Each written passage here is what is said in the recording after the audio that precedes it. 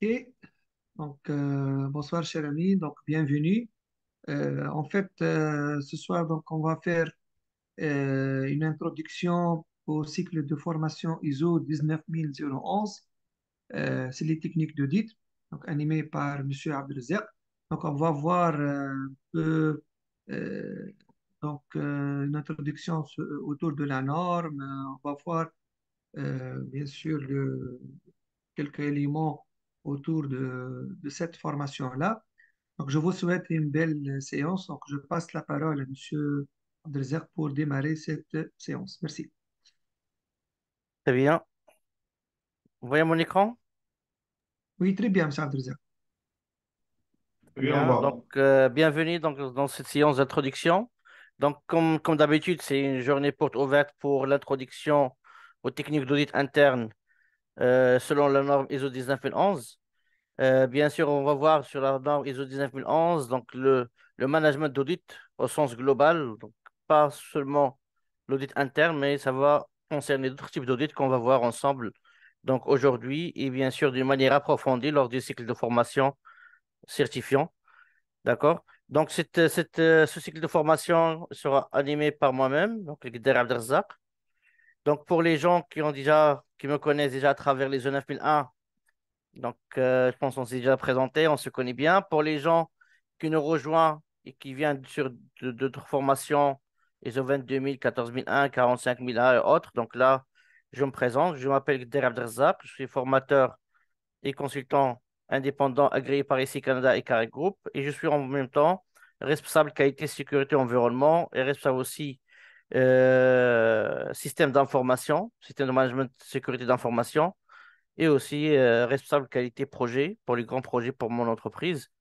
Donc, j'ai 23 ans d'expérience donc dans le domaine automobile, aéronautique et industrie. Et bien sûr, j'ai mené pas mal de projets donc de mise en place de la norme ISO 9001, 14001, 45001, EN 9100 et la norme IATF 16949 concernant le secteur automobile.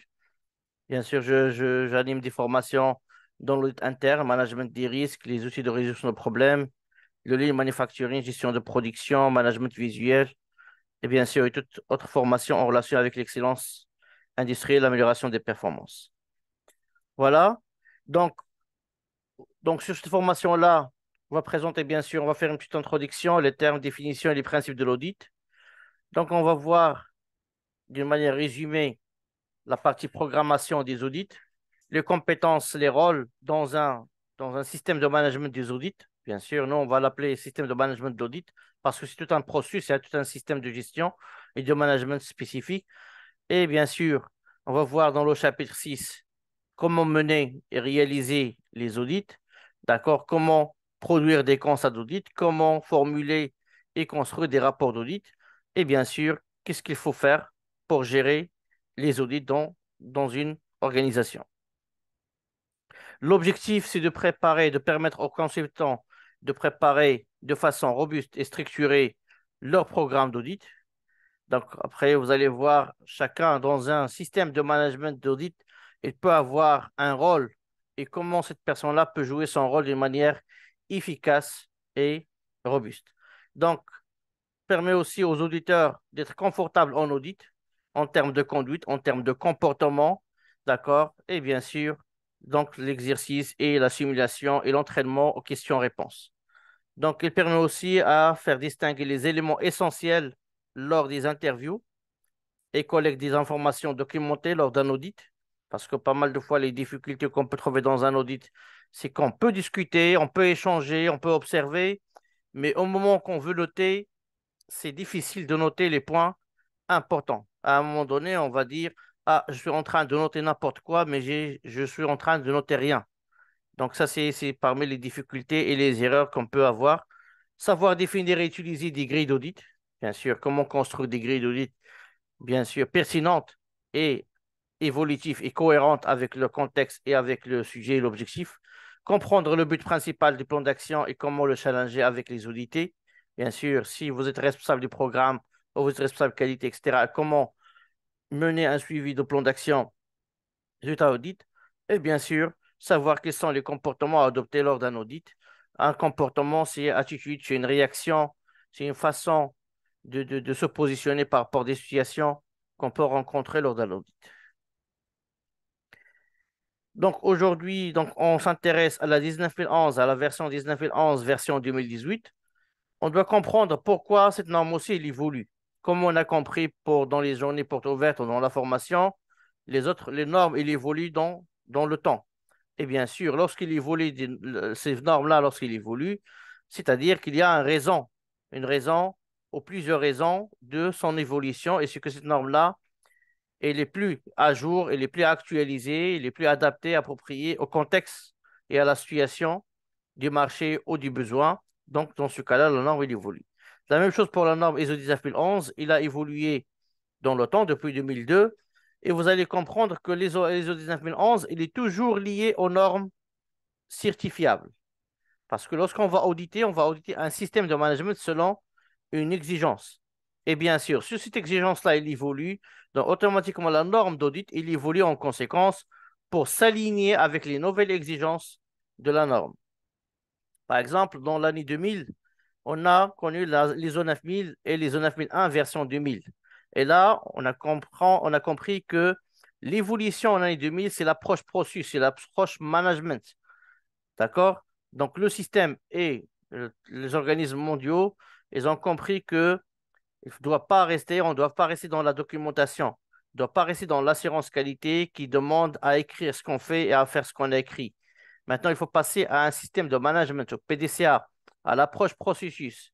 Donc, automatiquement, il faut avoir un système d'audit, une norme d'audit qui va s'aligner, d'accord, et qui va faire guider les auditeurs à auditer l'approche processus, à auditer le PDCA, à auditer les systèmes, à auditer les démarches de management. Les micros, les amis, les gens qui utilisent deux appareils essayent de ne pas allumer deux sources de son en même temps. D'accord? Après, il y avait plusieurs normes qui ont venu en parallèle. Donc là, la norme IATF ou ISO-TS automobile. Par la suite, en 2004, il y a en 2005 la norme ISO 9000, version 2005, il a évolué pour apporter des vocabulaires et des nouveaux termes. Et bien sûr, la norme ISO 9001, il a évolué en 2008, qui a été suivie par la suite par la 16949 en 2009. Et du coup, les ISO 19011, il a évolué, elle, après cette évolution de 2008, en 2011. D'accord? Et tout le monde sait maintenant que depuis 2015, une grande partie ou la majorité des normes, ils ont évolué. Donc, 2015, on a connu la 9001, 9000, la 14001, la 16949, le 9100 et aussi la 22000 en 2018. Et du coup, la 19011, elle a aussi évolué en conséquence pour aussi introduire les nouvelles, on peut dire, exigences des normes selon, bien sûr, la structure HLS. Qui dit la structure HLS, ça veut dire qu'il y a la plupart des exigences qui ont été ajoutées en 2015, elles sont adoptées par les autres normes, comme le contexte, on le trouve dans la 9001, on le trouve dans le 14001, on le trouve dans la 45001, on le trouve dans la 22000, etc. Donc, automatiquement, la norme ISO 19011, il a évolué pour absorber et pour s'aligner avec ces nouvelles exigences. Par exemple, l'approche risque. Donc, la même chose. L'approche risque et opportunité. D'accord? Donc, tout ça, il est pris en compte dans la 19011 version 2018 qui fera l'objet de notre cycle de formation certifiant de décembre et janvier. La norme ISO 19011, elle est composée de 7 chapitres. D'accord? C'est pas comme la norme certifiable. Donc, on a dit, lors des journées portes ouvertes ISO 9001 et même pour les autres, les normes certifiables sont les seules qui adoptent la structure HLS, High Level Structure, qu'est-ce qu'on appelle aussi la structure cadre ou la structure commune des normes certifiables. ISO 19011, ce n'est pas une norme certifiable, c'est une norme des lignes directrices.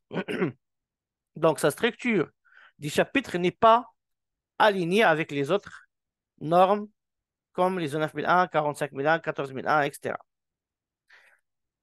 Donc, c'est pour cela qu'il contient 7 chapitres qu'on verra par la suite. Chaque chapitre en résumé, qu'est-ce qu'il contient et qu'est-ce qu'il peut apporter comme un plus par rapport à ce que vous avez connu dans les normes lead implémentaire que vous avez suivi avec Carré Group. Donc, le présent document fournit des lignes directrices. Qui dit lignes directrices dit des recommandations, des guides, d'accord? Des orientations, mais pas des exigences. OK? Donc, sur l'audit du système de management, comprendre les principes de l'audit. Donc, des principes, c'est le fondement. D'accord? C'est les bases communes des systèmes de management. D'accord?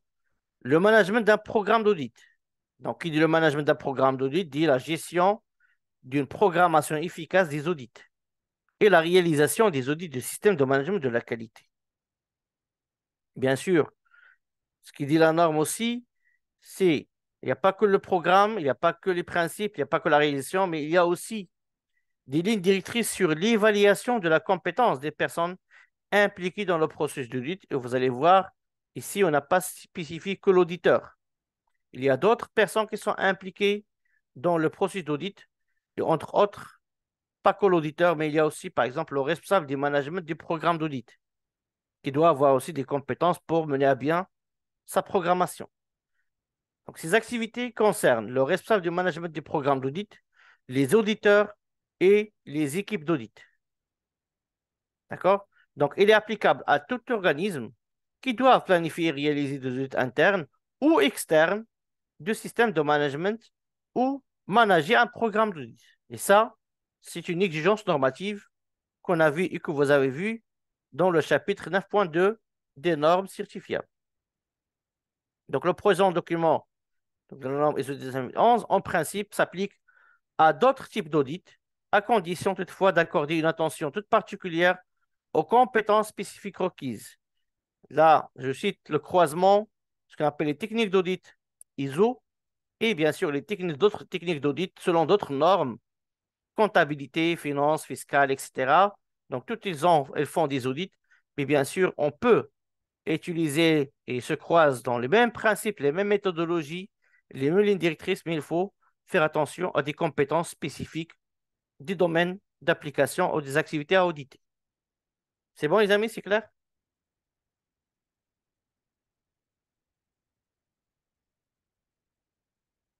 Dans le chapitre 2, donc toujours, c'est les références normatives. Donc, le document ISO 19011 ne contient aucune référence normative. C'est-à-dire que les ISO 19011 ne s'appuient pas sur des normes et ne recommandent pas des normes dans ce document-là. Le chapitre 3, il contient les termes et définitions. Donc, là, pour les besoins de présent document, les termes et définitions suivants s'appliquent généralement sur ce document ISO 19011.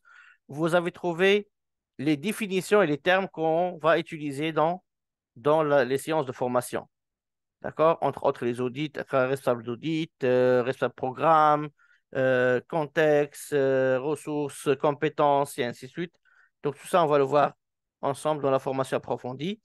Donc, l'ISO, donc c'est l'International System Organization, Standard Organization, et l'IEC, donc Electropedia, donc technique internationales, bien sûr, tiennent à jour des bases de données terminologiques destinées à être utilisées en normalisation qui sont consultables aux adresses suivantes. Bien sûr, si on cherche et on s'intéresse aux termes et définitions sur la norme ISO des systèmes de management, on va le trouver dans la norme ISO. Mais si on s'intéresse, par exemple, aux des termes techniques, les vocabulaires techniques, on le trouve dans l'IEC. D'accord? Maintenant, on va prendre un échantillon d'audit. Ce qui nous intéresse, c'est l'audit en tant que tel. Donc, c'est quoi un audit? Un audit, c'est un processus. Bien sûr aussi, c'est quoi un processus? C'est un ensemble d'activités corrélées et qui interagissent, ok? Qui utilisent des données d'entrée pour produire des résultats escomptés. Pour nous, les données d'entrée, ce sont les preuves d'audit et les critères d'audit. Et les éléments de sortie, ce seront les constats et les synthèses de l'audit. Donc, ce processus-là, il est méthodique, c'est-à-dire il s'appuie sur des méthodes. Il est indépendant, c'est-à-dire que l'audité et l'auditeur n'ont pas de conflit d'intérêt. Ils n'ont pas de relation d'influence. Et il est documenté, comme on a vu dans les exigences de la norme, c'est que l'organisme doit tenir à jour des informations documentées résultats du processus d'audit. Bien sûr, ce processus-là doit permettre d'obtenir des preuves objectives. Donc, des preuves objectives, ce sont les données, les informations collectées lors d'un audit. D'accord? Qui contient, par exemple, une situation, décrire une situation, noter une information, un numéro, un nom, un produit, un état de conformité, etc., etc. Et de les évaluer de manière objective pour déterminer dans quelle mesure les critères d'audit sont satisfaits. Donc, les critères d'audit selon la norme, ce sont les exigences applicables à l'activité au périmètre d'audit. D'accord? Ils peuvent être une exigence des critères liés à la norme, des critères liés aux exigences internes de l'organisme, des critères légaux et réglementaires, etc., etc. Donc là, on a vu l'audit, mais par contre, il y a plusieurs familles d'audit et plusieurs types d'audit. La norme, il les spécifie dans la note. Note 1, les audits internes, et parfois appelés audits de première partie, sont réalisés par l'organisme lui-même, c'est-à-dire ils sont pilotés par l'organisme et réalisés par l'organisme lui-même. C'est-à-dire qu'il utilise des ressources internes, des auditeurs qui sont appelés auditeurs internes pour faire ces audits-là, ou pour le compte de l'organisme lui-même. C'est-à-dire, ils sont réalisés pour le compte de l'organisme lui-même, mais pas pilotés, il n'est pas réalisé par lui-même, d'accord, par l'organisme. Donc, c'est-à-dire, dans ce cas-là, si moi, je suis une entreprise, je veux mener un audit interne pour mon système de management, donc je vais appeler un cabinet d'audit externe, ça c'est un audit interne réalisé par un organisme externe, mais pour mon entreprise. Ça, c'est l'audit interne ou l'audit première partie. Donc, il existe les audits externes, et là, les audits externes ils contiennent deux types d'audits. Donc, les audits seconde partie et les audits tierce partie. Les audits seconde partie sont réalisés par des parties ayant un intérêt à l'égard de l'organisme, par exemple comme le client ou d'autres personnes agissant en leur nom. Donc, c'est-à-dire que l'audit externe seconde partie, c'est ce qu'on appelle les audits fournisseurs. D'accord? C'est-à-dire, soit vous-même, autant que client, vous allez auditer vos fournisseurs, ça on l'appelle audit seconde partie ou audit externe, que vous allez mener à l'externe de votre organisme, ou parfois, si vous êtes vous-même les auditer, donc vous allez subir des audits externes, seconde partie, venant de votre client ou un organisme mandaté par votre client pour le faire. Les audits tierce partie, ce sont des audits qui sont réalisés par des organismes d'audit indépendants, tels que ceux qui octroient l'enregistrement ou la certification de conformité ou des organismes publics. Donc, c'est ce qu'on appelle, par exemple, les audits de certification, les audits d'agrément, les inspections pour avoir un label, des audits pour habilitation, etc. Donc, ce sont des audits tierce partie qui sont menés par un organisme indépendant à votre activité et qui n'a pas de conflit d'intérêt avec votre activité. C'est bon, les amis, c'est clair?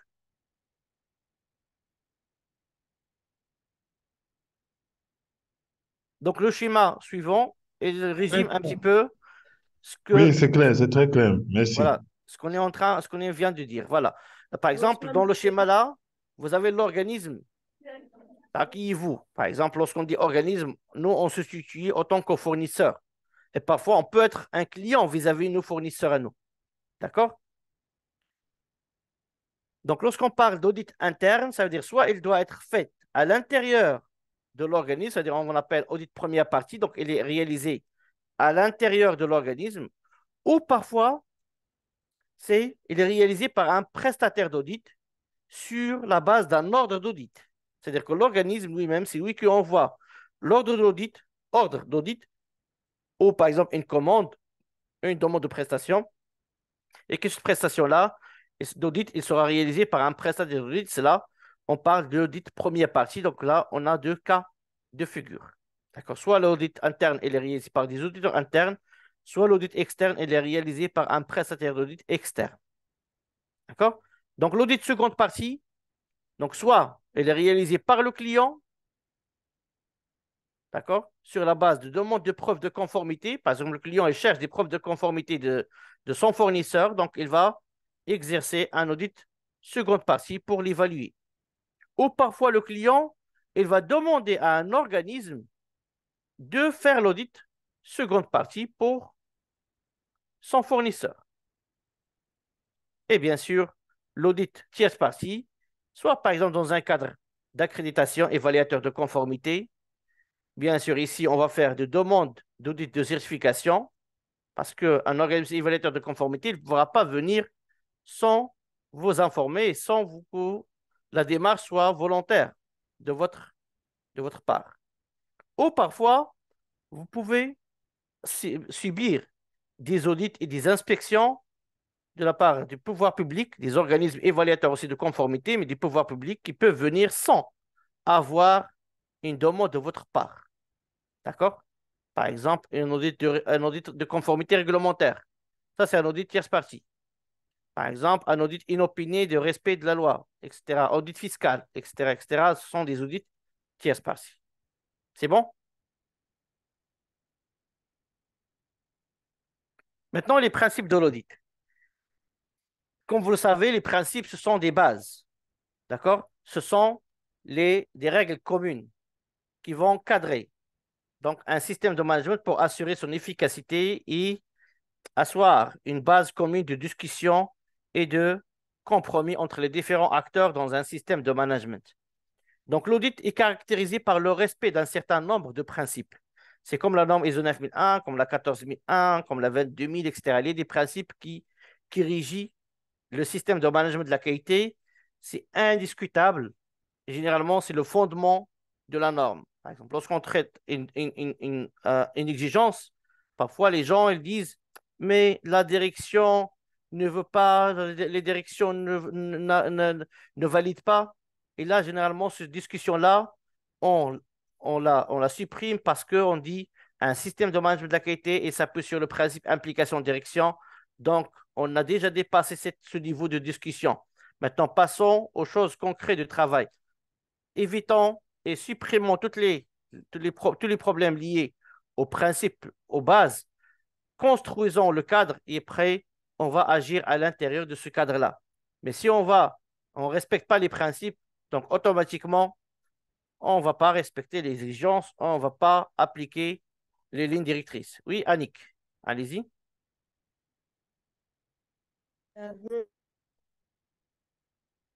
Active ton micro, Annick.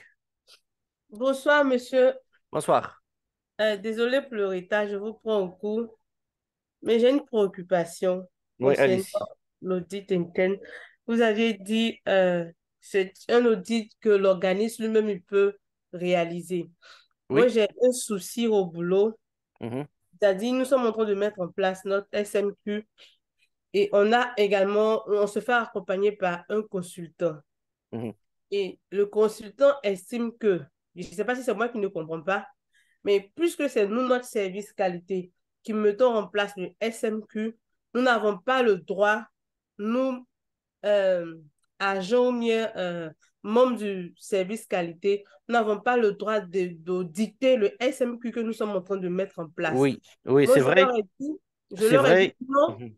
qu'on ne peut, on a le droit d'auditer les autres processus du SMQ que nous sommes en train de mettre en place. C'est-à-dire, le service qualité a, son processus à lui, et ce processus du service qualité-là, nous, on ne peut pas l'auditer. Il faut d'autres auditeurs internes. Mais Non. ça ne nous empêche pas, nous, en tant que membres du service qualité qui sont en train d'implémenter le Mhm. SMQ, d'auditer d'autres processus.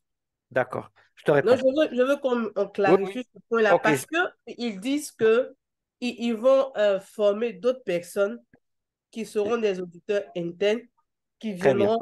Parce que dans notre direction, on a le service audit interne Mhm. qui s'occupe des audits internes, finances et autres dans Est-ce l'entreprise. qu'ils ont participé à la mise en place du système? Non, ils ne sont pas directement dans l'implémentation. Est-ce qu'ils sont indépendants de service qualité? Non, on est tous dans la même direction. Non, donc je vais te répondre. Voilà, Maintenant, moi, contexte, regardez. Regardez. Je veux d'abord finir et Mhm, puis vous allez me répondre pour que je puisse mieux comprendre. Parce que moi, je leur ai dit que c'est pas possible parce que même si on forme une personne en audit interne et que la personne n'a pas les rudiments, n'a pas connaissance de la norme ISO, puisque l'audit interne se fera selon le référentiel de la norme ISO, si cette personne n'a pas cette connaissance-là, elle ne pourra pas faire l'audit en tant que tel. Parce que l'audit qualité est différente de mhm, l'audit finance, des autres audits qu'ils ont l'habitude de faire. c'est Eux, clair. ils peuvent faire des audits inopinés. Par contre, au niveau de l'audit qualité, tu ne peux pas faire un audit inopiné. Tu dois obligatoirement faire un programme d'audit et puis informer l'audité que tu viens pour l'auditer. Donc, On verra ce type d'audit, hein. Regardez. J'ai compris, je vais te donner une réponse. Si la réponse ne répond pas à toutes tes questions, donc tu reprends par la suite le ok, complément. j'ai C'est bon? compris. J'ai Regardez. compris. Votre situation, c'est ce qu'on vécu lorsqu'on met en place un système de management de la qualité pour la première fois. Lorsqu'on met un système pour la première fois, le service qualité il est impliqué à 100% dans tous les processus. Est-ce que c'est clair pour toi? Est-ce que tu Oui, c'est valides? ça. Oui, Est-ce oui, que je tu suis valides? d'accord. Je suis Même si c'est d'accord. pas, même c'est pas ton processus, Mhm. mais le service qualité, il est impliqué dans la mise en place de l'ensemble des processus C'est pour la ça. première fois. Donc, vous ne pouvez pas mener l'audit pour le système que vous venez de le construire. Même le consultant qui vous accompagne, il n'a pas le droit, dans le cadre d'indépendance, dans le cadre de déontologie, dans le cadre de l'impartialité, il n'a pas le droit que le consultant qui vous a accompagné fasse l'audit initial ou fasse l'audit à blanc de votre système de management. Il doit faire appel ou vous devez faire appel à un auditeur indépendant. C'est Oui, clair? je suis d'accord pour que pour l'audit à blanc, on appelle un organisme extérieur pour également la certification. Très Mais bien. pour l'audit interne, c'est-à-dire Oui, quand oui. on a Non, fini de lorsque tu mettre. dis audit interne, hein, je vais te dire, parce on est sur des étapes, hein. On est Mhm. dans la mise en place avant l'audit de certification. Oui, C'est c'est clair? ça. Donc, tout audit qui sera fait avant l'audit de certification, il ne Mhm. doit pas être réalisé ni par le service qualité, responsable des projets de certification, ni par le consultant accompagnateur. D'accord? Maintenant, après l'audit de certification, Mhm. dans ce cas-là, vous pouvez, donc sur la base de confiance dans les pilotes processus, Mhm. d'accord? Dans leur maturité, est-ce qu'ils ont pris en main leur processus d'une manière correcte et ils ont commencé à évoluer leur processus indépendamment du service qualité. Dans ce cas-là, le service qualité peut reprendre la main sur l'audit interne de ces processus-là pour lequel il n'a pas intervenu dans les changements qui ont eu entre-temps. C'est clair? Ok, c'est-à-dire, si j'ai bien compris, pour l'implémentation, on n'a pas le droit de faire l'audit. Mais une fois Voilà. qu'on a la certification et que On laisse la main. Voilà, on laisse les chaque autres pilote, gérer leur processus. chaque pilote est maître de son processus, on peut maintenant, c'est-à-dire dans la surveillance du système, C'est nous, ça, on peut maintenant prendre la main pour faire les audits internes. effectivement. Ok. Ah, Petit à petit, voilà, petit à petit, parce qu'il faut aussi, il faut lâcher le système. Mhm, D'accord? Parfois, nous, on va construire la maison. mhm. D'accord? On va donner chacun son bureau, etc. Donc, il va le gérer, il va le ranger comme il veut, il va l'identifier, il va gérer son équipe. Et après, lorsqu'on sent il a pu maîtriser son processus, donc on peut revenir par la suite pour voir est-ce qu'il maintient, est-ce qu'il améliore son processus indépendamment de ce qu'on a construit ensemble. C'est clair? Ok. Ah, Donc, il y a merci des pour mains la levées, donc je réponse. vais les laisser peut-être les gens, ils ont d'autres interventions pour compléter des choses, Monsieur Taibi? Ok, merci. Déjà, pour ce point-là, c'est vrai, ce que vous dites, M. Abdelzak, est tellement vrai. On a passé l'expérience avec l'ISO 9001, donc c'est la même chose. Donc, on n'a pas pu, c'est pas possible de faire des audits, c'est-à-dire avant certification, parce que c'était pas sûr que il y a le respect des exigences de la norme. Et OK. Après un certain temps que les processus sont un peu déroulés et qu'on a pris comment dirais-je, le feedback, c'est-à-dire on a une expérience et les gens sont un peu, euh, ils maîtrisent ce qu'ils font. Là on a opté pour des audits internes, c'est-à-dire entre nous, entre pilotes de processus. Oui, Donc, par exemple, moi là maintenant, je pourrais auditer la production, la logistique et vice-versa. effectivement. À ce moment-là, on avait au moins 2 ans d'exercice donc, et d'entraînement sur les processus, sur comment faire des modifs sur des procédures et C'est ça. des indicateurs de performance et tout ça. Et au fur et à mesure qu'on a pris de l'expérience, devient plus clair et plus facile de mener en audit tout en s'inspirant des audits, des audits Passé. initiaux. Voilà. Oui, oui, c'est ça. Oui. Donc, les Ça veut gens, dire ils s'entraînent. qu'on a Les gens, acquis un ils, peu. voilà. Les gens, ils vont acquérir d'autres expériences, les auditeurs aussi. On va aussi apprendre des organismes de certification qui vont venir souvent pour nous auditer. Et on va apprendre. À un moment donné, vous allez comprendre aussi que lorsqu'on fait l'audit aussi par les équipes internes, parfois, on peut perdre on peut dire l'œil externe. On peut perdre, par exemple, la sensibilité des dérives chez les gens. C'est pour cela, de temps en temps, moi, personnellement, je recommande qu'une entreprise, par exemple, sur un cycle de 3 ans, si c'est possible, mener des audits par des prestataires externes. D'accord? Noël? Merci, M. Taibi. Noël, allez-y. Noël Oui, Taweda. alors, oui, merci, monsieur Abderrazak. Et par rapport à votre explication, j'ai pu quand même comprendre que avant que le service ou bien le processus qualité ne prenne vraiment la main pour procéder à l'audit, première partie du système, il faut d'abord l'intervention d'un expert indépendant. Mais l'autre côté, et je pense que la dame, elle voulait comprendre. À partir du moment où le processus qualité prend la relève pour procéder à l'audit ou à l'audit première partie, est-ce que euh, ce service, bien ce processus qualité est habilité à s'auto-auditer? Bon, c'est comme Non, ça non, que non. moi j'avais. Non, non. C'est comme ça que c'est-à-dire que Oui, excusez. en tant que processus qualité, est-ce que à partir du moment où le système a été, dans un premier temps, bon, audité par une structure indépendante externe.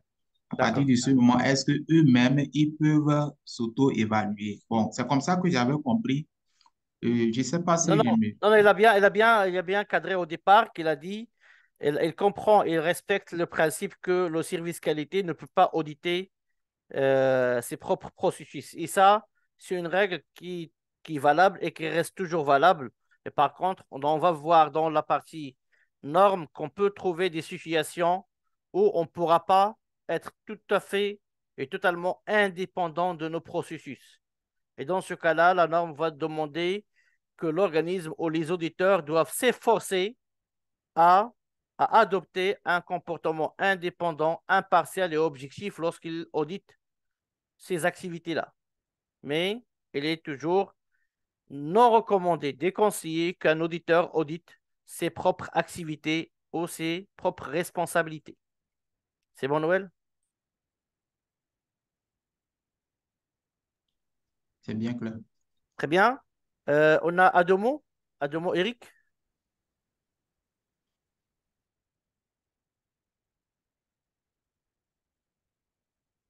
Ah, oui, allô? Oui, allez-y. Ok, bonsoir Abdelrazak. Bonsoir. Ok. Alors, bon, c'était juste pour apporter un peu de, bon, je dirais, mon expérience hein, par rapport au cas que Mme Manik évoquait, parce que quand nous mettions en place notre système, on n'a pas eu presque le même problème, hein, parce que souvent, nous logeons le service qualité dans le département de l'audit. Le plus souvent, c'est ce qui se passe. Et Mhm, là, il y a souvent un conflit entre la qualité et les auditeurs, parce qu'on parle d'audit, et quand on parle d'audit, le département audit, les auditeurs, souvent les auditeurs financiers et autres, mhm. veulent quand même se raver la vedette, c'est nous les auditeurs et tout. Alors que la qualité a cette exigence et doit pouvoir avoir des auditeurs aussi qualité. Et donc, Mhm. dans notre cas, on était dans la même direction, mais nous nous sommes arrangés pour avoir plusieurs processus. Et donc, la qualité qui est quand même un département au sein de cette direction-là avait à charge le processus d'amélioration continue. Et l'autre, voilà, l'autre, la direction, bon, on a pu s'arranger pour avoir un processus que nous avons appelé audit, et donc eux se chargent de l'audit. Mais pour D'accord. ce qui est de l'audit qualité, qu'est-ce qu'on a fait? C'est qu'au niveau de chaque, parce que nous, on avait fait une quinzaine de processus, au niveau de chaque processus, nous avons pu prendre, d'accord, un acteur, un pilote qu'on a formé. Et donc, Mhm. on avait près de 15 pilotes de processus qui ont été formés sur la 1911, d'accord, pour quand même maîtriser les bases de l'audit qualité. Et donc, après la certification, ceux-là étaient devenus des auditeurs internes et donc on se permettait en fait. C'est vrai que le principe Très de bien. base, le même, tu ne veux pas auditer ton processus. Donc, on se permettait et puis voilà quoi, l'autre va auditer l'autre et l'autre audite ainsi. Donc, c'est comme ça que ça a fonctionné. Donc, c'était juste pour partager un peu l'expérience que nous avons. Très Donc, bien. elle peut s'inspirer de ça pour pouvoir conduire. On verra par la suite, Eric, on verra par la suite lors qu'on avance sur la norme, on Mm. verra des bonnes pratiques qu'il pourra aider même dans votre système-là, comment on pourra optimiser et Oui, qu'on pourra concentrer et réussir, par exemple, des audits, comme on appelle des audits vivants. ok. D'accord? Lorsqu'on dit un auditeur, on va croiser les audits et un auditeur, il sait qu'il va auditer tel processus et ça se répète, ça se répète. Donc, il y a de la routine qui va s'introduire, qui va s'installer dans ce processus-là. Ok. Et parmi on peut dire les mauvaises pratiques qu'on peut trouver dans l'audit, c'est qu'on est dans la répétition. Ok. D'accord? On utilise toujours les mêmes checklists, on utilise toujours les mêmes personnes pour les mêmes processus, Mm. sachant que dans un esprit d'amélioration, dans un esprit d'apporter de la valeur ajoutée, il est fortement préféré et recommandé de faire varier, faire la rotation des auditeurs par processus. C'est clair?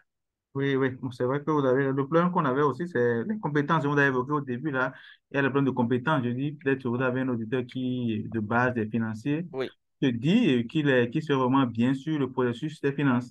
Vous voyez un peu, donc, du coup, Mhm. pour que, bon, on ait quand même la quintessence de ce que nous voulons, on ne peut pas peut-être mettre quelqu'un de RH sur le Mhm. processus de SI. Vous voyez un peu, Alors, donc, non, c'est pas. il y Non. a, il y a Après, cette voilà. contrainte-là, il y a Ben, cette contrainte-là qu'il on va faut. voir ça dans le chapitre 7 aussi.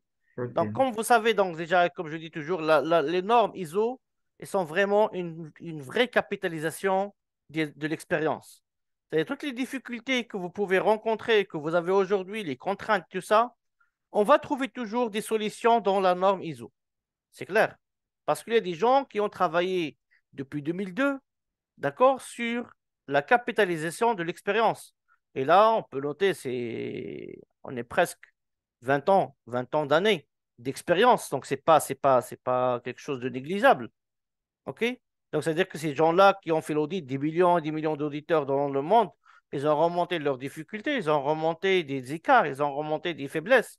Et bien sûr, l'organisme ISO, il a profité de ça, il a capitalisé ça, il a mis en place, soit à travers les exigences de normes, des choses à mettre en place, soit à travers des techniques d'audit et des recommandations d'audit pour améliorer ce processus-là de maîtrise et l'efficacité des systèmes. Maintenant, si on va détailler un petit peu les principes, l'audit, comme j'ai dit, est caractérisé par le respect d'un certain nombre de principes qui vont nous donner le cadre et les bases communes de gestion et de discussion et de communication. Donc, il convient que ces principes fassent de l'audit un outil efficace et fiable sur lequel la direction, parce que là, on comprend, d'après le leadership, que la direction, elle s'appuie sur les informations remontant de l'audit pour décider, d'accord, à améliorer et à agir pour améliorer ses performances.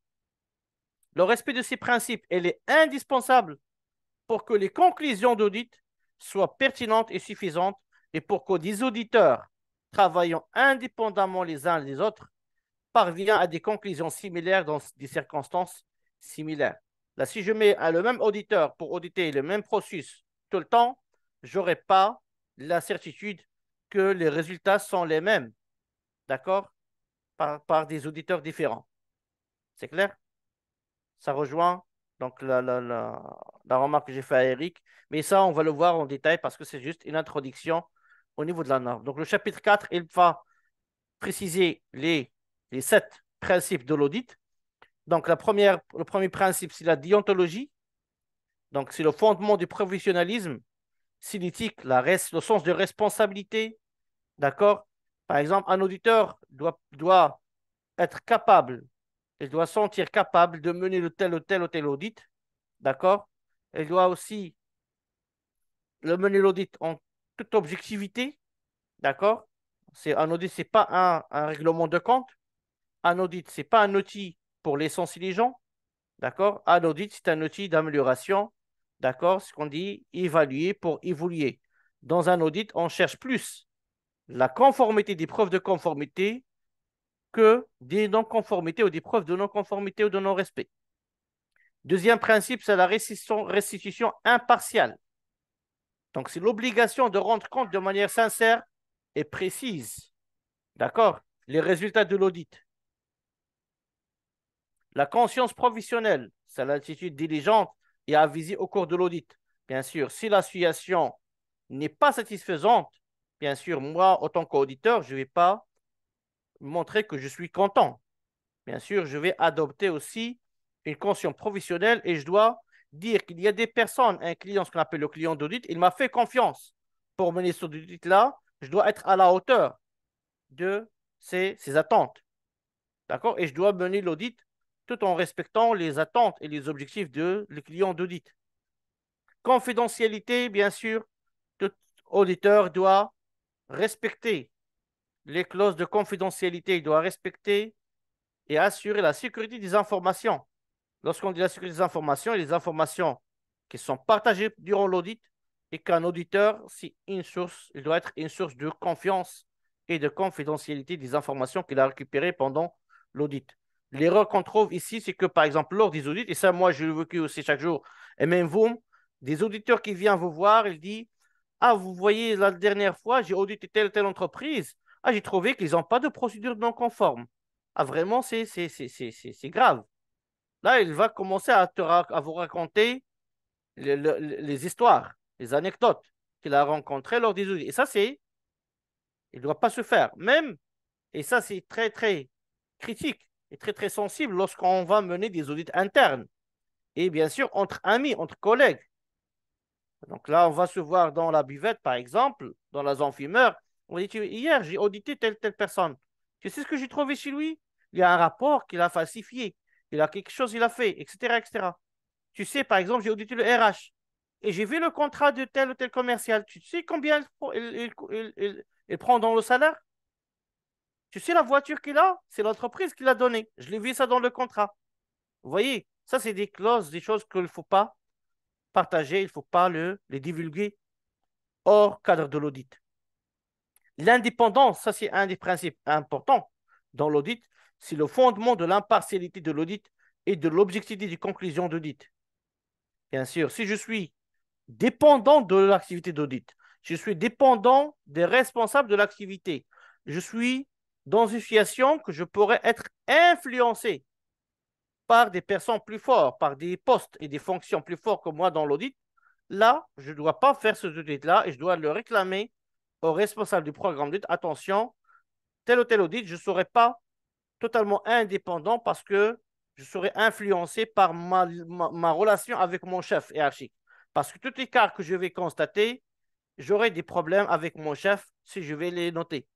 Et dans ce cas-là, le responsable du programme d'audit doit choisir une autre personne plus indépendante que vous pour mener cet audit. On verra par la suite des cas spécifiques. En cas où on n'est pas possible de le faire, il faut apporter un climat ou un environnement adapté à l'activité d'audit, comme on a vu dans le chapitre 7.1.4. C'est l'environnement pour la mise en œuvre des activités. Et bien sûr, environnement social, psychologique et physique.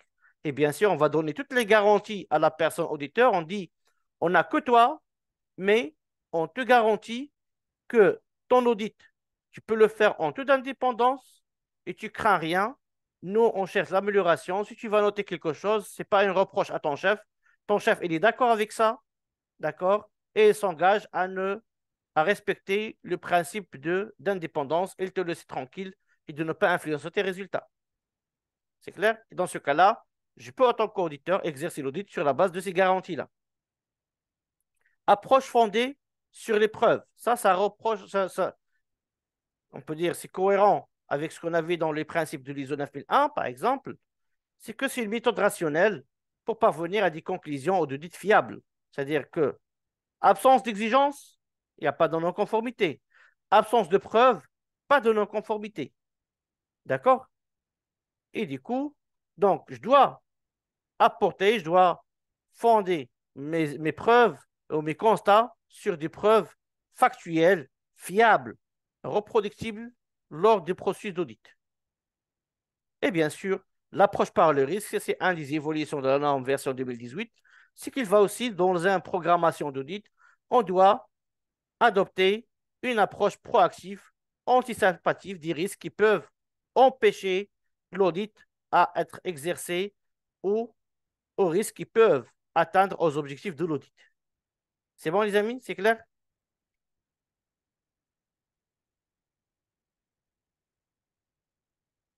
Bien sûr, dans la partie norme, on a plus de détails sur chaque principe qu'on va le détailler et qu'on va approfondir un petit peu la discussion sur chaque des principes.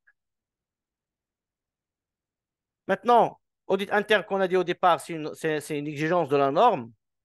D'accord? Lorsqu'on parle d'audit interne, audit externe, bien sûr, ça peut être une exigence interne de l'organisme dans le cadre. Lorsqu'on parle de seconde partie, donc ça peut être une exigence qui vient des maîtrises, au dilettant des maîtrises des prestataires externes. Donc, si vous allez, par exemple, décider d'auditer votre fournisseur pour le suivre, pour le maîtriser, pour être assuré qu'il fabrique des produits bons et conformes aux exigences, vous pouvez mener des audits. Et bien sûr, si vous allez faire ça, doit aussi respecter, on doit suivre une norme de recommandations comme la 19011.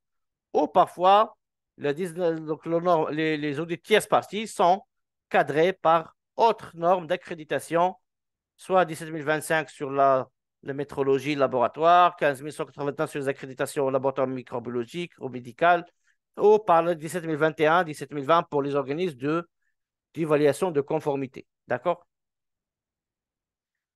Donc, l'exigence de chapitre de l'audit interne, on le trouve dans les chapitres 9.2 des normes 9001, 45001 et 14001. D'accord? On parle de la même phrase, de même formulation, seulement lorsqu'on arrive au système de management, on va compléter ça par la qualité lorsqu'on parle de 9001, le compléter par le SST si on parle de 45001 et l'environnement lorsqu'on parle de 14001. Et bien sûr, pourquoi on doit mener l'audit? Pour s'assurer que le système est conforme aux propres exigences de l'organisme concernant le système de management, aux exigences de la présente norme internationale et que le système est mis en œuvre et efficace et tenu à jour.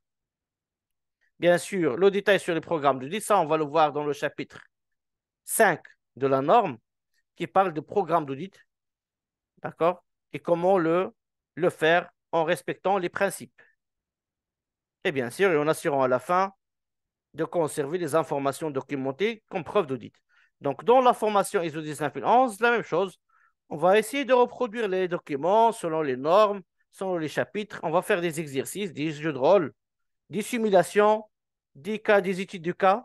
D'accord? On va préparer des questionnaires, on va préparer des rapports d'audit. On va essayer de formuler des non-conformités jusqu'à qu'on peut assurer, bien sûr, des exercices pratiques sur l'ensemble des exigences. Donc, sur le chapitre 5, donc c'est un chapitre qui concerne le management d'un programme d'audit. Généralement, ce chapitre 5, même pour les gens qui ont fait la formation RK en audit, donc ce chapitre-là, il n'est pas vu.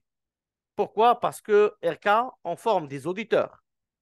Mais par contre, le 19011, on ne forme pas que des auditeurs. On forme les responsables du programme d'audit. D'accord? On forme les responsables d'audit et on forme les auditeurs. Donc, ça peut être des auditeurs internes, ça peut être des auditeurs seconde partie. Mais la 19011, dans ce genre de formation, on ne forme pas les auditeurs tierce partie. C'est clair? Mais par contre, cette formation-là peut aider, et ce n'est pas que peut, elle aide les auditeurs qui considèrent et qui prévoient de passer des examens RK. Cette formation-là, elle est très, très utile pour ces personnes-là pour approfondir et élargir leurs connaissances sur cette norme-là et qui pourra faciliter le passage réussi des examens RK au PECB. Général-t-il pour un programme d'audit, c'est quoi un programme d'audit? Il convient d'établir un programme d'audit pouvant inclure des audits prenant en compte une ou plusieurs normes du système de management ou d'autres exigences, réalisées de manière individuelle ou combinée. Voilà, ici on parle d'audit combiné. Audit combiné dans la norme, c'est un audit qui est réalisé pour évaluer la conformité à deux ou plusieurs normes en même temps. C'est ce qu'on appelle audit combiné. Par exemple, j'ai un système de management SMI, un système de management intégré, ISO 9001, 14001. Dans mes audits internes, par exemple, je peux programmer à auditer la production, mais selon les deux référentiels. Ça, on appelle audit combiné. Comme je peux le faire d'une manière séparée. Je prévois de faire un audit interne qualité par Eric et par la suite ISO 14001 par Taibi. Ça, ce sont des audits individuels. Comme je peux, si M. Taibi, par exemple, est un auditeur polyvalent qui maîtrise les deux normes, donc je peux le mandater pour faire un audit interne combiné sur la norme 9001 et la 14001. Il convient que l'étendue, lorsqu'on parle d'étendue, donc c'est le champ d'application, c'est le champ de couverture du programme d'audit pour notre système, tient compte de la taille et de la nature de l'audité. Par exemple, un programme d'audit pour une grande entreprise, c'est pas la même chose qu'un programme d'audit pour une petite entreprise. Bien sûr, un programme d'audit pour une grande entreprise, il peut aller jusqu'à 40 jours d'audit dans l'année. Mais pour une petite entreprise, parfois une journée, elle est suffisante pour auditer l'ensemble des activités et des processus, ainsi que la nature, la fonctionnalité, la complexité et des types de risques et opportunités et du niveau de maturité du système de management à auditer. Là, lorsqu'on parle de niveau de maturité, on a commencé par la première préoccupation. Donc, là, on va mettre en place un système de management de la qualité. Comment on doit le gérer? Avec quel programme d'audit on doit mener pour les premiers audits de système? Est-ce qu'on va le mener d'une manière renforcée? Est-ce qu'on doit le faire en allégé, etc.? Bien sûr, lorsqu'on dit que le système n'est pas mature, il vient d'être mis en place. Donc, c'est-à-dire qu'il faut assurer à travers l'audit un maintien, un accompagnement à l'amélioration. Si vous dites non, c'est bon, je vais l'auditer que l'année prochaine, vous pouvez subir des dérives entre-temps. Et là, on va parler des risques liés à la maturité du système et que les pilotes processus ne sont pas encore pris totalement la main de leur processus. D'accord? Et aussi, la fonctionnalité du système de management peut être encore plus complexe lorsque la plupart des fonctions importantes sont externalisées. Là, on parle par exemple des entreprises, par exemple lorsqu'on parle des groupes d'entreprises. Là, il y a des sites de production, mais il y a par exemple une direction centrale dans une autre entité. Ou parfois, on parle des services centralisés, les achats, le RH, la qualité, etc. Et qu'on ne trouve pas toutes les fonctions dans le même endroit. Ça rend un petit peu l'audit plus complexe. D'accord? Et gérer sous la direction d'autres organismes. Ça veut dire parfois, je veux auditer tel site. À chaque fois que je pose la question, il me dit non, ce n'est pas nous qui décidons, c'est la centrale. Non, ce n'est pas nous qui calculons les indicateurs, c'est les autres. Donc ça rend un petit peu l'audit complexe. Il faut que ces éléments-là soient pris en compte lors du programme d'audit et qu'on sache à quel moment auditer et qu'est-ce qu'on doit auditer et qui auditer et où auditer. Et bien sûr, une attention particulière doit être accordée au lieu où les décisions les plus importantes sont prises et à la conscience de la direction du système de management, bien sûr, qualité, sécurité, environnement. Donc, le schéma que vous voyez là, il va un petit peu résumer, c'est la figure qu'on trouve dans la norme, il résume un petit peu le synoptique, d'accord, de déroulement de la gestion du management du programme d'audit. Bien sûr, la norme aussi, il a adopté l'approche PDCA à ses activités et à ses chapitres. Dans le chapitre 5, on trouve une approche PDCA, une image PDCA à la préparation et déroulement du programme d'audit. Donc, dans la phase planification, on trouve 3 chapitres. Le 5.2, la détermination des objectifs du programme d'audit. Donc, c'est-à-dire, quels sont les objectifs sur lesquels je dois appuyer mon programme d'audit? Et bien sûr, pour quel objectif mon programme d'audit doit contribuer? 5.3, on doit procéder à la détermination et l'évaluation des risques et opportunités liés au programme d'audit. Quelles sont les opportunités que ce programme d'audit doit nous apporter et quels sont les risques qui peuvent nous impacter notre programme d'audit. Et bien sûr, à la fin, on va sortir avec l'établissement de ce programme d'audit qui va prendre en considération les objectifs et qui va traiter et gérer et maîtriser les risques et opportunités. Dans la phase réalisation, donc c'est le suivi, c'est la mise en œuvre des programmes d'audit, c'est comme un rôle d'un chef de projet. Vous avez un planning, vous avez un programme, vous avez synchroniser, organiser, réaliser, planifier, etc. et suivre ce programme d'audit. Bien sûr, pour la réalisation, donc la réalisation, elle va se compléter avec le chapitre 16 qui est la réalisation des activités d'audit. Mais par la suite, il y a toujours un rebouclage avec le chapitre 5.6 qui est la surveillance du programme d'audit. La personne qui va mettre en place le programme d'audit, comment elle doit surveiller son programme d'audit.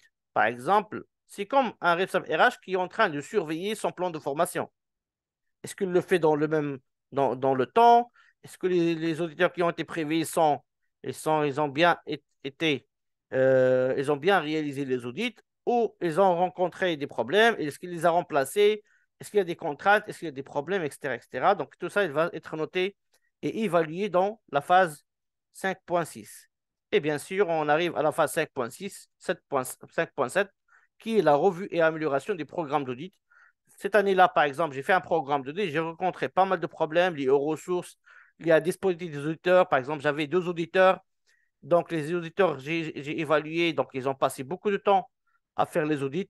Ils ont galéré pour couvrir tout le périmètre et ils ont beaucoup rencontré des problèmes de déplacement, des ressources, d'argent, c'est pas de logement, restauration, etc.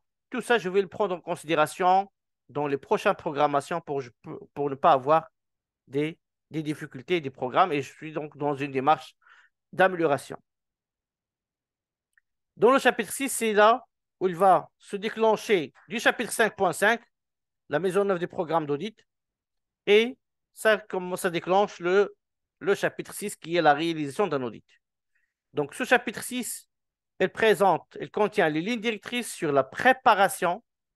Donc, ça commence par la préparation, la réalisation, d'accord, d'un audit spécifique faisant partie intégrante du programme d'audit. Ça veut dire que je vais prendre tout audit qui vient à échéance et je vais le déclencher, d'accord, par une préparation et à la réalisation. Bien sûr, la figure 2 que vous voyez à droite, elle donne un aperçu des activités réalisées au cours d'un audit type.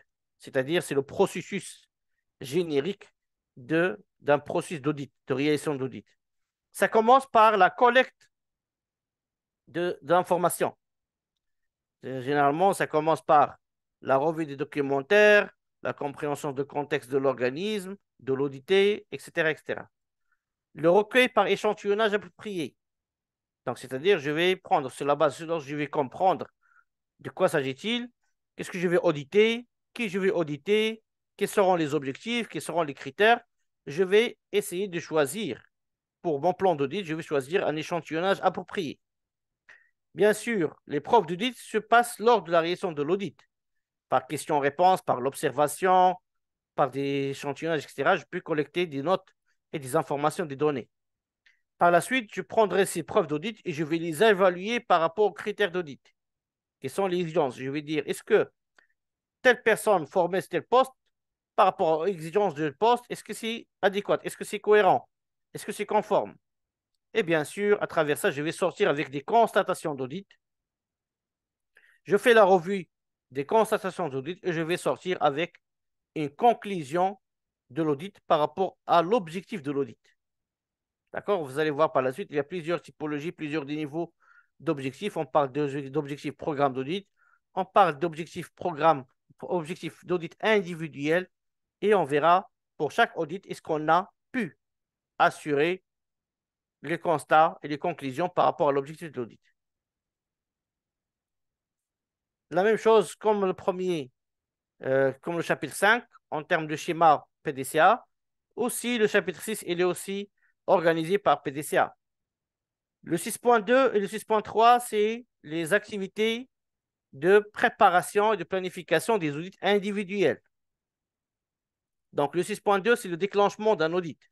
Il commence par la prise de contact avec les audités. D'accord? Par l'avis d'audit, par exemple, par envoyer un message ou faire appel à l'audité pour lui dire, moi, je m'appelle telle personne, j'ai été mandaté par votre direction pour faire l'audit processus tel ou tel, etc. Voilà l'objectif, rappel d'objectif, les règles, etc., etc. Vous allez confirmer sa disponibilité, vous allez demander un nombre de documents, etc., etc., etc. Donc ça, c'est la prise de contact, déclenchement d'un audit. Le 6.3, à travers les éléments qui va vous envoyer l'audité, vous avez préparé les activités d'audit qui vont amener à établir ce qu'on appelle le questionnaire d'audit et le plan d'audit. OK? Et bien sûr, par la suite, vous allez procéder à la date de l'audit, vous allez procéder à réaliser l'audit qui commence par la réunion d'ouverture, d'accord? Le déroulement de l'audit et la réunion de clôture. Et après la réunion de clôture, donc là vient le rôle de la préparation et la diffusion du rapport d'audit.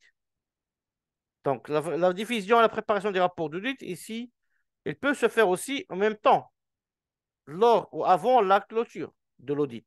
Parce qu'il y a des auditeurs qui peuvent présenter tout un rapport au moment de la clôture de l'audit et ce rapport-là, il peut être partagé au moment de la clôture et signé avec les audités. Comme on peut donner une synthèse, une conclusion, confirmer les constats lors de la réunion de clôture et envoyer le rapport par la suite selon un délai déjà prédéfini. Et bien sûr, donc le résultat d'audit, il peut amener à clôturer l'audit s'il n'y a pas de problème, s'il n'y a pas de non-conformité, s'il n'y a pas d'écart, ou parfois il peut déclencher des audits de suivi dans le chapitre 6.7. Donc l'audit du suivi, ce qu'on appelle l'audit complémentaire, c'est que l'auditeur ou récent d'audit ou le récent du programme d'audit, il évalue la nécessité de programmer un audit complémentaire pour s'assurer de la bonne exécution, la bonne mise en place des actions correctives et de leur efficacité par rapport au système de management de la qualité pour donner confiance à la conformité ou à l'évaluation objective des processus audités. Après, donc, il vient le chapitre 7 qui va parler des compétences et évaluation des auditeurs. Sachant, dans le chapitre 5, on va parler à un moment donné des compétences de responsable du programme d'audit et qu'est-ce qu'il doit avoir comme compétences. Donc, le chapitre 7, il concentre les lignes directrices sur les auditeurs. Lorsqu'on dit auditeur, c'est l'équipe d'audit, inclut le responsable audit et l'équipe d'audit. Et dans ce cas-là, sur le chapitre 7.1, donc on va bien sûr respecter l'exigence de la norme. Donc, en ce qui concerne le 7.2, la gestion des compétences, et on est d'accord qu'un auditeur, c'est une fonction, c'est un rôle pertinent pour lequel il faut définir des compétences, soit des compétences techniques, des compétences comportementales, des compétences en termes de connaissances. D'accord, c'est le savoir-être et le savoir-faire qui peuvent avoir et donner des performances et d'efficacité de ce processus d'audit, d'accord, dans un système donné. Dans le 7.3, donc on va essayer de déterminer les critères pour évaluer les auditeurs. Et ça, c'est très important et c'est rare qu'on trouve ça dans les systèmes de management de la qualité. C'est que parfois, la norme ne le demande pas. Mais si je le prends dans le chapitre 7.2, je peux le mettre en place. Mais si je vais suivre les étapes 11, une évaluation des auteurs, elle est fortement recommandée, qui doit être appuyée sur des critères qualitatifs, comportement, attitude, formulation, etc. Et quantitative, par exemple, le nombre d'audits, le nombre d'heures qu'il a passé, etc., etc. Donc, tout ça, on pourra aussi le préparer et partager avec vous aussi du support et des guides pour l'évaluation des auditeurs. Et le 7.4, d'accord, c'est le chapitre pour le choix de la méthode d'évaluation des auditeurs. Par exemple, revue des enregistrements, le retour d'information, les entretiens, les observations, les tests et les revues post-audit. Et pour chaque méthode d'évaluation, quels seront les objectifs et qui seront les exemples qu'on pourra utiliser pour évaluer les auditeurs internes dans mon entreprise.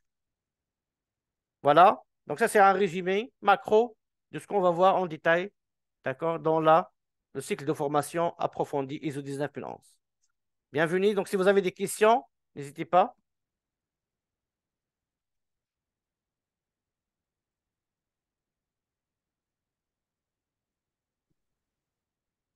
Oui, Allez-y. monsieur Abdelrazak. Oui, Kadi, Mhm. allez-y. Ok, bonsoir à tous. Bonsoir. Bonsoir, Monsieur Abdelrazak. Bonsoir, Kadi, ça va? Oui, ça va bien, merci. Voilà, et moi, j'ai une question à poser. Mhm, Est-ce qu'à ce jour, par exemple, un audit de tierce partie, par exemple, un audit qui doit être fait par un organisme de certification mhm. sur le système de management intégré, peut-il se faire à ce jour à distance ou bien forcément sur site? D'accord. Ça, c'était ma première question. Ma deuxième Mhm. question, est-ce qu'un auditeur interne ou bien un auditeur, quelqu'un qui est qualifié en tant qu'auditeur peut perdre sa qualification Oui. après avoir fait comme on doit faire une revue de la qualification des auditeurs, Mhm. est-ce qu'un auditeur peut perdre sa qualification selon la norme? D'accord. OK. Voilà. Très bien. Merci, c'était mes deux OK. questions. Donc, pour la première question, on dit un audit interne ou un audit tierce partie, ils peuvent se faire à distance et en présentiel selon l'objectif de l'audit. Par exemple, je vais vous donner un exemple. Supposons dans un audit tierce partie, on veut auditer l'activité opérationnelle de la production. Est-ce que, à votre avis, est-ce que je peux le faire à distance? Euh, Normalement, non. Faire quoi à distance, j'ai pas compris. À distance, ça veut dire comme ce qu'on fait aujourd'hui, par exemple. Non, c'est pas possible. Opérationnel, c'est du terrain. Donc, il y a des choses qu'on peut pas on peut pas Bien. vérifier est-ce que c'est conforme ou pas si on n'est pas sur place. et je ne sais pas si je peux répondre. Vu la situation sécuritaire de mon pays, nous, nous avons été audités à distance, au fait. Oui, oui. Donc, je Mais il voulais faut savoir. utiliser des moyens. Non, regardez. On Mhm. peut le faire à distance. Lorsqu'on dit opérationnel, on peut le faire à distance. Maintenant, avec l'évolution technologique, d'accord? On peut avoir des solutions technologiques qui permettent à la personne d'être présent virtuellement dans les lieux du travail. Est-ce que c'est vrai ou pas? Ouais, c'était le cas. D'accord? C'est-à-dire que, par exemple, on peut procéder à des solutions technologiques, comme par exemple la réalité augmentée avec des caméras virtuelles, donc virtuelle réalité, caméra 3D, etc., 360 degrés, où la personne ou l'auditeur, il peut naviguer dans votre, on peut dire, lieu de travail, moyennant une autre personne, bien sûr, qui va le guider et qui peut auditer ça toujours à distance. Nous, on l'a fait avec des téléphones portables pendant le Covid. Où l'auditeur, il a demandé de se déplacer vers un poste de travail. Il va demander s'il te plaît, est-ce que vous pouvez montrer l'étiquette de tel moyen? Euh, faire le zoom sur le carton. Est-ce que je peux voir à l'intérieur des cartons, etc., etc. D'accord? Est-ce que vous pouvez prendre quelques photos, vous le montrer? D'accord? Donc, on peut le faire. Mais par contre, c'est un peu difficile. Il faut aussi des moyens.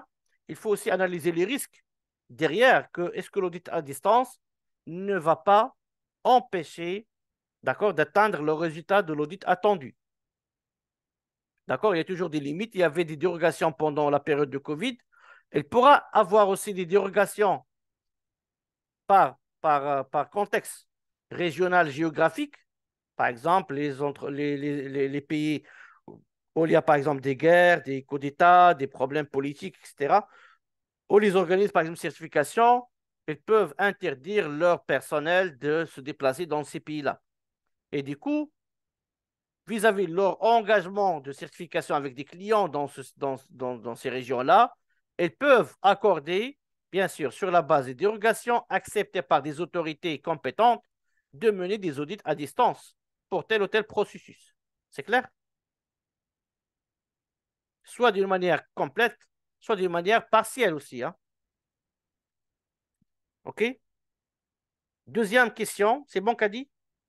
Oui, c'est parfait. C'est bon. Je voulais juste me rassurer que c'était réglementaire. Au Non, fait que non, c'est c'était bon. C'est pas réglementaire, mais c'est parmi les méthodes.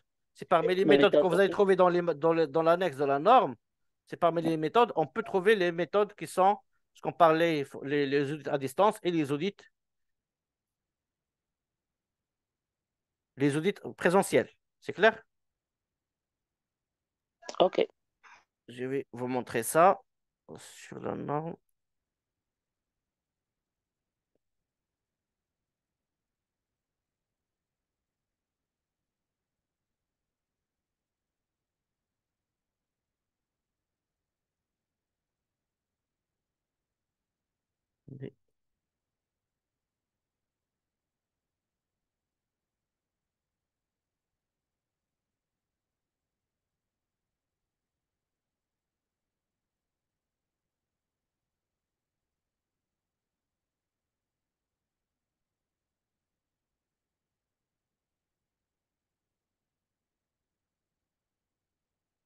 Vous voyez là?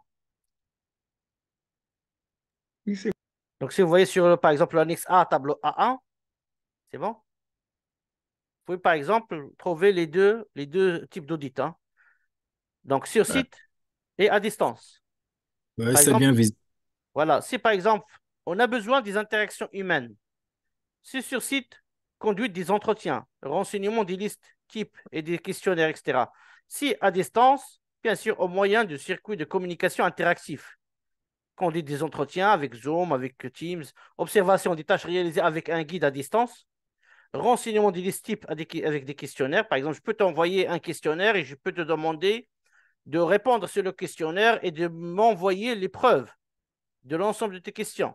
Et bien sûr, par la suite, je vais faire une revue de ces réponses. Ou parfois, revue du document avec la participation de l'audité. S'il n'y a pas d'interaction humaine, d'accord, je peux faire des outils aussi à distance par des revues du document, par exemple, enregistrement, analyse des données, observation des tâches réalisées par des moyens de contrôle tenant compte des exigences d'ordre social, légal et réglementaire. Bien sûr, si tu vas mettre une caméra, il faut bien sûr respecter, d'accord, les droits et les exigences liées aux données à caractère personnel.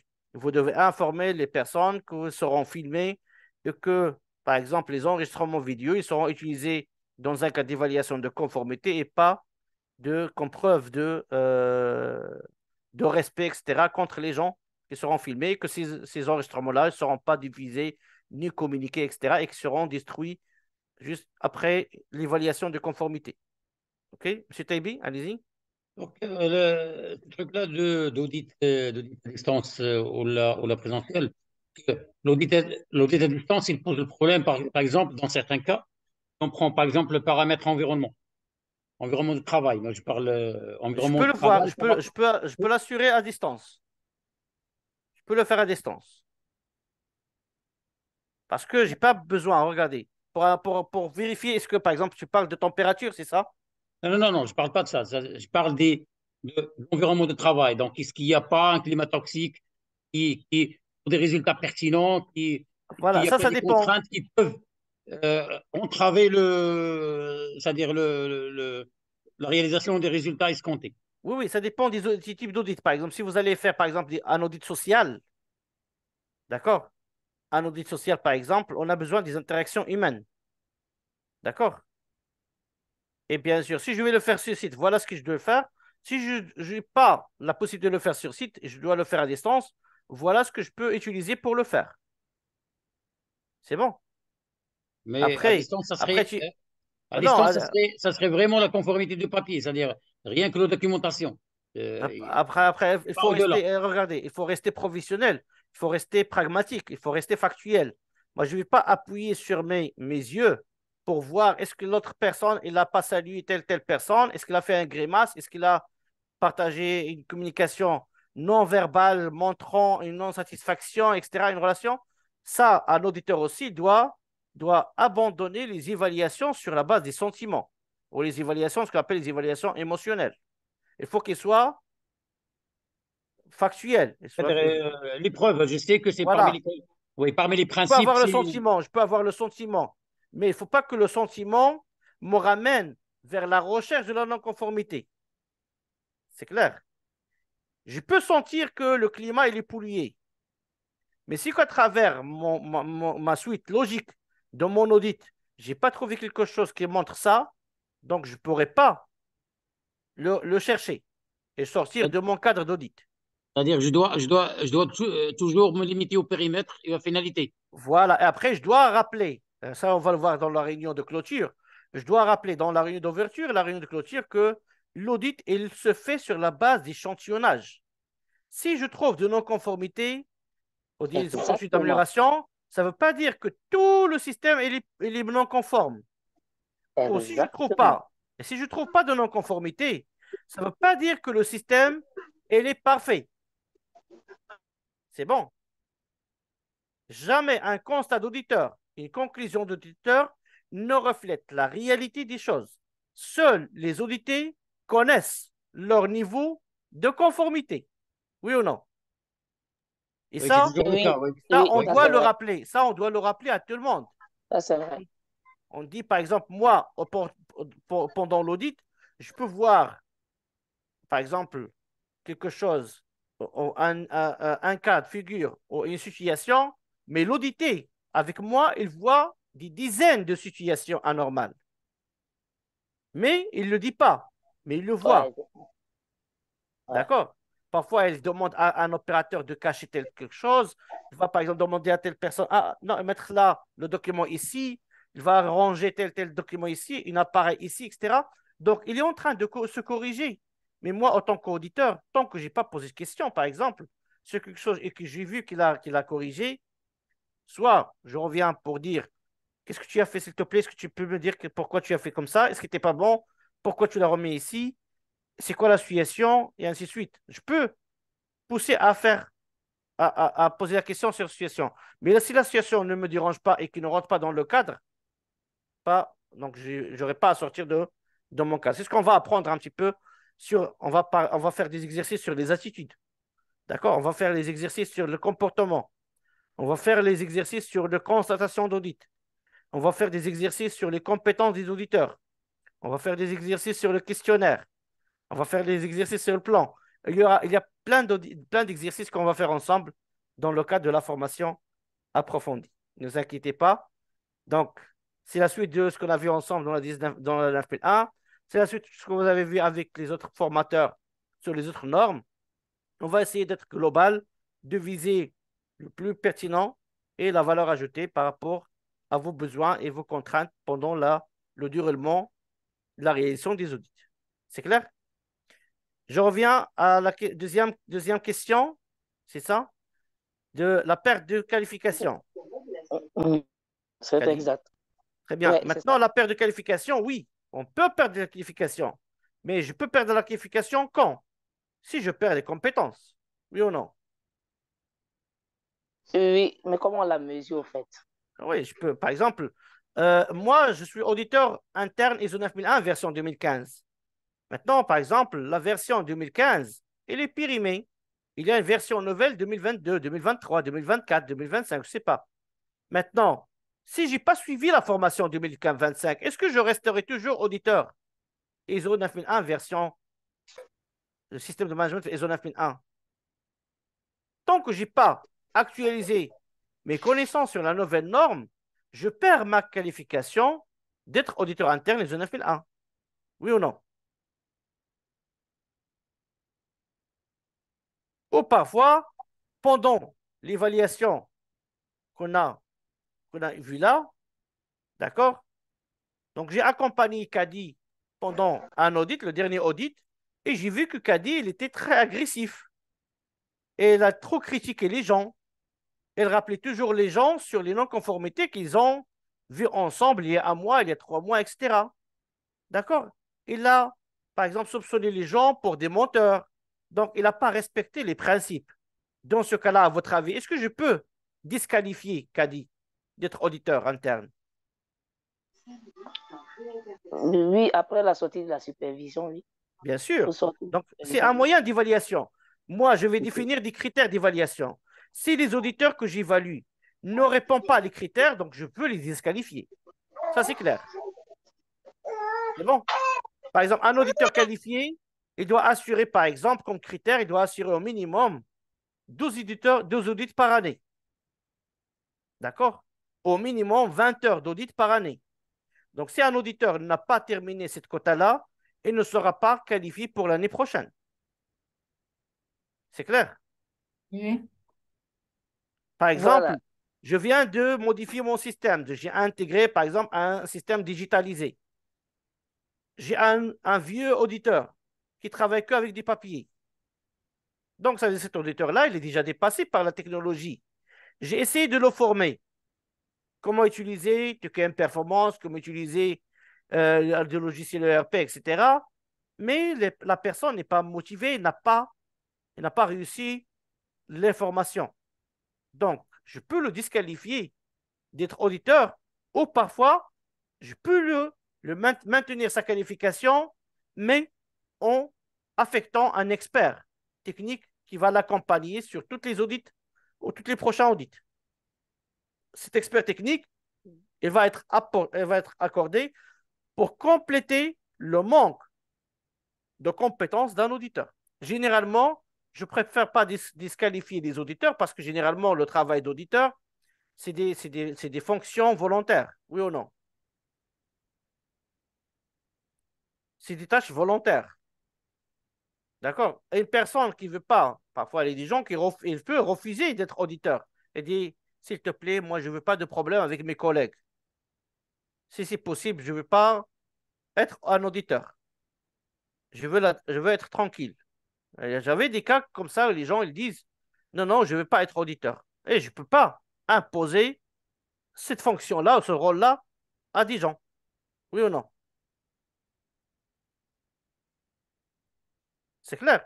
Donc, dans ce cas-là, c'est une démarche volontaire. Les personnes qui souhaitent être auditeurs, donc là, ils sont motivés pour ça.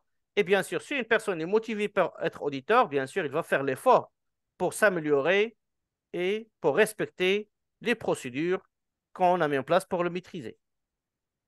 Mais C'est ça, bon, normalement, Kadi? monsieur, Ok, oui, c'est bon, merci. Oui, monsieur Taibi. mais ça, normalement, monsieur Abdelzak, donc, nous, lorsqu'on parle d'audit comme ça, c'est dans la continuité. Ça veut dire le mindset de l'ISO 9001, de n'importe quelle classification, Mhm. toujours s'améliorer, toujours, C'est ça. C'est ça. c'est-à-dire avoir des objectifs. Ça veut dire, si quelque part on n'est pas dans ce mindset, je pense, c'est que ces considérations un peu étroites et illimitées, ça peut Voilà. pas. Parfois, je peux disqualifier, comme tu as dit, monsieur Taibi, je peux disqualifier un auditeur parce qu'il n'a pas la motivation pour continuer en tant qu'auditeur. Parce que l'auditeur ne montre pas qu'il est intéressé et qu'il veut améliorer des choses, améliorer ses compétences et améliorer son comportement et améliorer sa qualité de travail. C'est clair. Ce n'est pas parce qu'il n'est pas compétent, mais parce que je ne sens pas de la qualification. Moi, je veux de la valeur ajoutée. Je veux des auditeurs qui m'apportent des opportunités d'amélioration, qui participent à l'amélioration du système, qui contribuent à l'efficacité du système. Mais les auditeurs qui vont juste passer du temps pour me dire à la fin, non, je n'ai pas trouvé d'opportunité, le système il est bien, et du coup, à l'audit de certification, je trouve des non-conformités majeures, etc. Là, je dis, mais comment telle ou telle personne a audité tel ou tel processus alors que les non-conformités qui ont été constatées lors de l'audit, elles sont vraiment évidentes. C'est clair? Euh, Il y a une question, bon, j'ai une question un peu, bon, une question cruciale qui revient chaque fois Oui, qu'on parle de l'audit, il revient. oui, allez-y. Est-ce que pour un auditeur, par exemple, abstraction faite de ses connaissances, c'est-à-dire de la norme, donc c'est pour gens qu'il maîtrise la norme, Mhm. il y a pas de problème sur la norme. Oui. Mais lorsqu'il audite, par exemple, lorsqu'il il audite, par exemple, tout ce qui est manufacturier, c'est-à-dire Mhm. transformation. Oui. Est-ce qu'il y a pas, est-ce qu'il n'est pas vraiment souhaitable de voir, si on a le choix, d'avoir un auditeur qui se connaît un peu, qui a un truc spécifique. Oui, oui, c'est Rapport, ça. oui, Ça, on va le rapport voir. On va le voir dans les compétences d'un auditeur. Bien sûr, dans les compétences, on a les compétences fondamentales, on a les compétences techniques. Dans les compétences techniques, on a la connaissance opérationnelle. Les techniques d'audit, la connaissance du métier, par exemple. C'est ça? oui, c'est principalement ça. Le Voilà, la procédé. connaissance du métier. Par exemple, si je suis plasturgiste ou biologiste, etc., c'est pas n'importe quel auditeur va faire ça. Et c'est pour cela, même dans les auditeurs parties, généralement, si tu as un métier, ils doivent te trouver un auditeur qui maîtrise et qui a de la connaissance dans votre métier. D'accord? Et parfois, on va voir ça ensemble aussi dans la formation. Supposons que je n'ai pas trouvé, par exemple, je prends par exemple la production des produits bio, de quelque chose qui est un peu spécial. Et je n'ai pas d'auditeurs, je n'ai pas trouvé d'auditeurs qui maîtrisent le métier. Donc, je ne vais pas arrêter, je vais mandater un auditeur expert dans la norme, d'accord? Mais par contre, je vais affecter avec lui ce qu'on appelle un expert technique. C'est bon? Oui, oui. Donc, un expert Un technique, agronome, par exemple. voilà, c'est ça, un agronome, un biologiste, c'est pas quelqu'un, par exemple, Quelqu'un de domaine, quelqu'un de quelqu'un du spécifique. domaine, voilà, de Oui. domaine, soit par exemple un chercheur, un professeur, un formateur, etc. Donc, il existe, hein. Et là, cette personne-là, elle ne vient pas autant qu'auditeur, mais elle vient comme autant une personne qui va apporter le soutien technique dans le domaine que l'auditeur ne le maîtrise pas. Mais si on trouve, supposons qu'on n'a pas trouvé ce perle rare, est-ce que on peut se contenter de quelqu'un qui maîtrise la norme avec Mhm. quelques, c'est-à-dire avec une connaissance de base sur la chose? Bien Est-ce sûr, que ça, on veut le préparer généralement, hein. On doit le préparer. Si on parle d'audit seconde partie, par exemple, généralement, ce problème, il va se poser lorsqu'on va auditer nos fournisseurs, par exemple. OK? Par exemple, moi, je suis dans la production des machines, par exemple, des pompes, et j'ai un moliste, d'accord? Des gens qui font l'injection plastique, etc. Moi, je suis un producteur de métal. Je suis métallurgiste, mécanicien. Je ne maîtrise pas la plasturgie. Donc, si je vais envoyer quelqu'un de chez moi, un responsable qualité, donc bien sûr, il maîtrise le domaine d'activité, mais il ne maîtrise pas le métier du plasturgiste. Donc, qu'est-ce que je dois faire? Je dois chercher quelqu'un du domaine technique, un expert technique dans la plasturgie qui va accompagner mon auditeur. Maintenant, supposons que je ne trouve pas. Ou parfois, ça peut coûter cher, je n'ai pas les moyens. Donc, je peux me limiter à un périmètre que je maîtrise. Par exemple, dans le périmètre d'audit que je vais auditer que le système de management de mon fournisseur et je vais apprendre à travers l'audit de système, je vais laisser mon auditeur, apprendre plus sur l'activité du fournisseur à chaque fois. C'est clair? ouais. Par exemple, qu'est-ce que je vais faire? Je vais organiser des audits internes pour le système, la partie documentation, le contexte performance, etc., les procédures. Et je vais introduire dans le plan d'audit, par exemple, une visite des locaux de production. Et lors de la visite, par exemple, je demanderai aux gens du fournisseur de m'expliquer leur processus de production. C'est clair? La première fois, la deuxième fois, la troisième fois, je commence à avoir des connaissances. Et je pourrais l'auditer seulement par rapport à leur procédure technique. Donc, je pose la question, qu'est-ce que vous faites là? Elle me dit, je remplis la pompe. D'accord, est-ce que vous avez une procédure pour ça? Oui. Est-ce que je peux la voir? Donc, ils vont te donner la procédure. Tu sais lire le français, l'arabe, l'anglais, ça dépend de la langue que vous utilisez pour l'audit. Et vous allez suivre pas à pas qu'est-ce qu'il dit la procédure. Est-ce qu'ils ont, les gens, ils le respectent à travers les techniques d'observation qu'on va voir ensemble aussi lors de le déroulement de l'audit. C'est clair? Oui, c'est clair, merci. Très bien. Benoît, allez-y. Oui, merci beaucoup. Je voudrais juste faire un apport par rapport à la question de Kali, Mhm. en disant que, en termes de retour d'expérience, par exemple, ce que nous, on a fait, c'est qu'on a mis en place carrément une procédure de qualification, de disqualification et de requalification de l'auditeur interne. Mhm. Et cette procédure est basée essentiellement sur les différents éléments des principes d'audit et Mhm. des compétences de l'auditeur. Et Très donc, bien. sur la base de cette procédure, le responsable qualité est appelé à faire le suivi et annuellement, il peut procéder donc sur la base donc des retours d'informations et des rapports, et des observations sur les rapports d'audit. Il peut produire un rapport de disqualification donc d'un auditeur interne. Très bien. Généralement, nous, voilà, ce qu'on va partager avec vous, c'est un fichier qu'on va le détailler ensemble. D'accord? Donc, OK? évaluation du comportement, évaluation des connaissances générales et compétences, compétences spécifiques à l'industrie, terminologie, le process, la technologie, les compétences organisationnelles, d'accord? Process, terminologie, le process, les technologies, le produit, service, les risques, les parties intéressées, la communication, les compétences qualité HSE, référentiel métier, d'accord? Et à la fin, généralement, avec cette grille-là, je peux sortir avec ce qu'on appelle un gap analysis ou une évaluation des compétences sur le comportement, compétences générales, etc.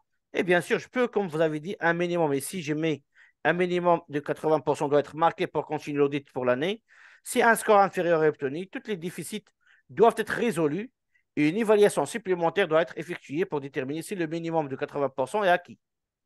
Toute note comprise entre 80 et 100 doit indiquer les actions entreprises pour améliorer les faiblesses. C'est bon? Donc, pourquoi ici la personne n'a pas complété les 100%?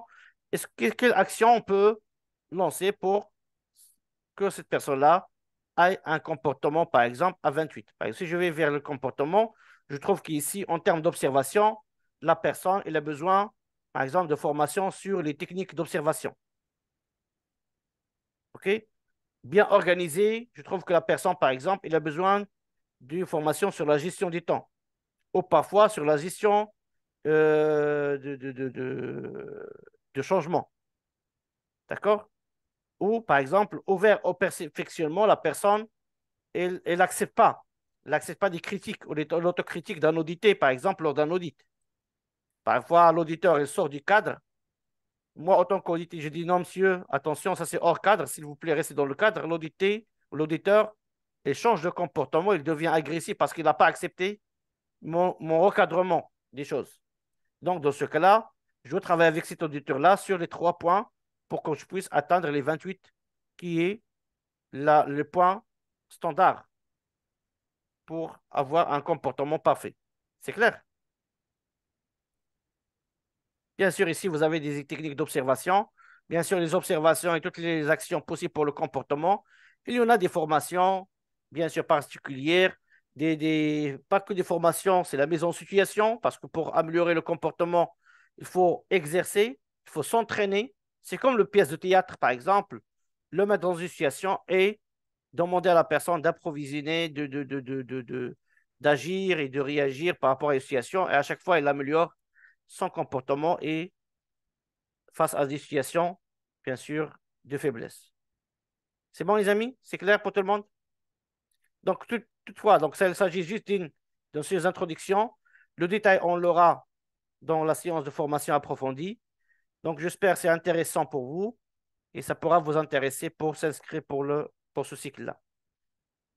OK. Donc, le cycle, généralement, il est proposé que pour les consultants qui ont suivi les formations certifiantes parce que on va se baser un petit peu sur vos connaissances de la norme pour apporter un plus par rapport à ce que vous avez déjà vu avec des exemples concrets et des jeux de rôle et des mises en situation. OK. Bien, Merci beaucoup, M. Abdelzer. merci à vous. Merci à vous. Donc, en fait, donc, le cycle ISO 19011, donc, la première séance sera donc mercredi prochain. Donc, en fait, il y a 2 séances par semaine, lundi et mercredi soir. Donc, voilà, à partir de 18h30, heure GMT, à 20h30, heure GMT, donc 2 heures par séance, étalées sur 9 séances. Donc, à partir de mercredi prochain, Inch'Allah, donc la première séance. Ce soir, c'est une séance introductive au cycle de formation approfondie. Donc, juste veuillez remplir le formulaire de présence comme d'habitude. Euh, vous communiquez l'enregistrement vidéo, bien sûr. Pour ceux qui ont déjà effectué leur paiement, ainsi de suite, donc bien sûr, on va vous communiquer les liens d'utilisation, donc l'identifiant nom d'utilisateur et mot de passe de la plateforme e-learning. Ce sont déjà les mêmes noms d'utilisateurs et mots de passe que vous avez déjà eu pour accéder à la plateforme. Ça sera le même lien, le même lien, lien d'utilisateur et code secret. OK? Donc, Inch'Allah, mercredi prochain, Inch'Allah, on va démarrer ce cycle ensemble, bien sûr. Voilà. Merci, cher ami. Merci, M. Abdelzer. Donc, à mercredi, Inch'Allah. Merci à vous. Et merci. Merci Est-ce qu'il y beaucoup, a des monsieur, à vous. questions? Merci, bonsoir à tout le monde. Merci Merci. beaucoup. Bonne soirée. Bonsoir à tout le monde. Merci beaucoup. Ouais. Merci à Bonsoir vous. tout le Merci, monde et Amine. merci Merci. beaucoup. Au revoir. Merci. Bye. À mercredi, Au Inch'Allah. revoir. Au revoir. Au revoir. Au revoir. Ok, merci et bonne soirée à tous Bonne soirée. et à tous. Merci. Bonne soirée. Bonne soirée à tous. Bonne soirée.